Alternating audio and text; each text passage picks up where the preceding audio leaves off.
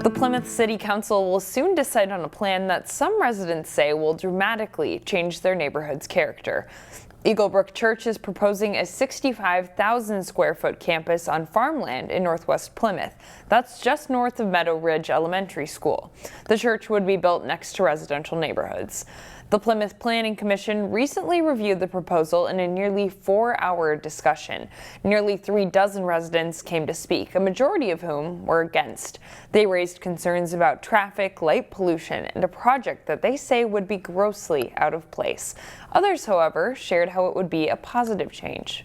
Again, this is not an issue of use, it's an issue of scale and intensity. What they are proposing is far too large and inappropriate for this particular location. We actually love the idea of not having to turn this 55-acre parcel into yet another subdivision.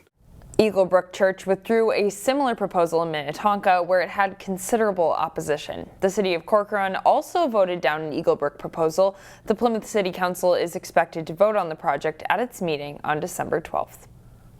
The city of Osseo swore a familiar face into the police department this week. Officer Brett Letourneau took the oath of office on Monday. According to Police Chief Shane Michelson, Letourneau worked part-time for the department for 15 years before leaving to work at a family business. He returned to the department a year ago and recently completed his probationary period. He acts as the Osseo Police Department's liaison to local schools. Healthcare and social assistance jobs continue to sustain the most on-site injuries of any American private industry. The CEO of a Crystal startup says his company has developed the technology to address on-site injuries and more. Frontline workers care for vulnerable populations. They want to protect their people, and the violence can snap in just a heartbeat. At times, that puts many, like teachers and healthcare workers, in vulnerable positions. I don't think the general public knows the amount of violence that happens in hospital settings. For Jody Allen Crow, safety has always been at the forefront. He's a longtime educator who's dedicated his career to keeping people safe. Building a shield inside of schools was my intent. And he's doing that with his crystal-based company, Crotega. With the help of his team, Crow created Repulse. It's a product that's similar to pepper spray, but different. It creates involuntary eye closure with fewer after effects. I could spray one individual 10 feet away from me, and if there are 4 or 5 other people around them, the only person who's going to be impacted is the one who gets this in the face. Crow says recovery is quicker and it can be cleaned up in minutes with water. He brought his product to market a few years ago. After the Buffalo shooting, we approached hospitals about, we have something we think that we need to introduce to you. Crow says after field tests, hospitals took it on. As of now, he estimates that more than 75% of Twin Cities area hospitals have Repulse on hand. That can fill that slot, that gap, where they don't have to go to an increasing use of force. He hopes his mission sticks. The journey is going to be long, but I am committed to getting this protection for students inside of schools. Crow also developed the Sentry Zone, which deploys Repulse spray from a ceiling. That was his original project. He hopes to bring it to more spaces this coming year. A Brooklyn Park middle school has a new learning tool for students with special needs. As Delane Cleveland reports in School Spotlight, the tool will evoke a lot of memories for those who grew up in the 70s and 80s.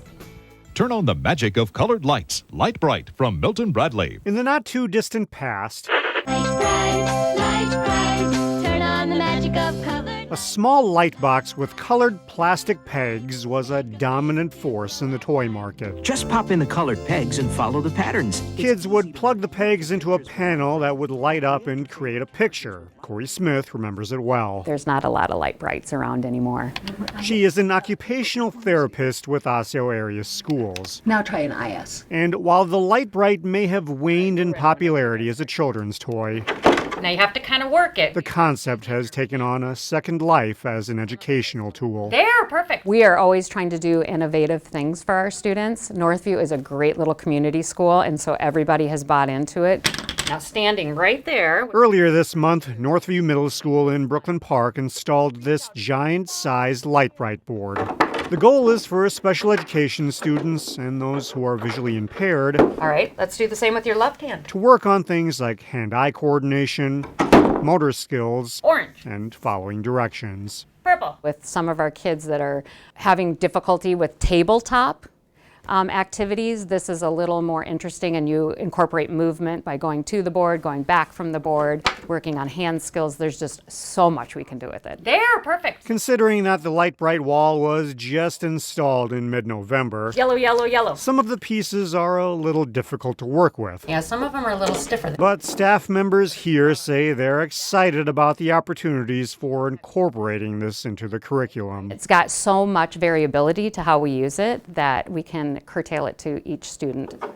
A learning tool with a dose of nostalgia. Which colors do you want to use? In Brooklyn Park, Delane Cleveland, CCX News.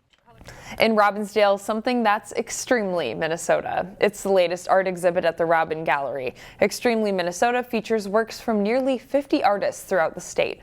Those who stop by will experience a wide variety of art. So there's wood sculpture, there's oil painting, there's acrylic painting, there's charcoal drawing, there's photography, there's digital artwork. There's got to be something here for everybody. Exhibit hours are Friday and Saturday from 1 and 5 in the evening and Sunday from 1 to 4. We'll leave you with more from Extremely Minnesota.